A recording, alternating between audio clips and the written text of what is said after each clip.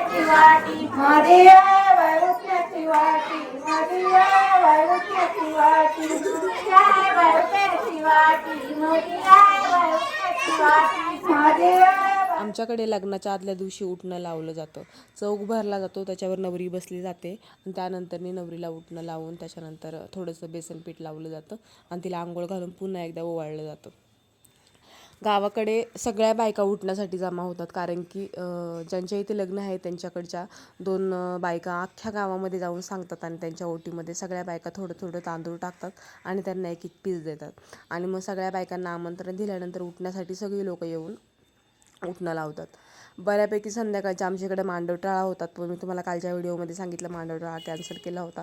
मी सुद्धा 1-2 गाणी बोलली आणि आमच्याकडे बायका खूप सारी गाणी म्हणतात. ही परंपरा लुप्त होत चालली आहे, पण माझ्या आजीने मला खूप सारी गाणी शिकवली होती, जात्यावरची गाणी. हळदीलासुद्धा खूप प्रमाणात बायका येतात, तसंच उठण्यासाठी सुद्धा.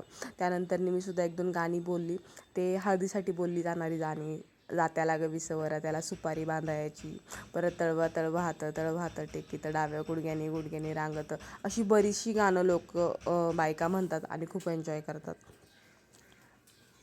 लेकीच्या जातीचा कर काही नाही ऐक माझ्या चिमुकल्या बाई जात पोरांची बारी राणी आपल्या घरी लग्न झाल्यावर जाण ग बाई बरव्या घरी लग्न झाल्यावर जाण ग बाई बरव्या घरी.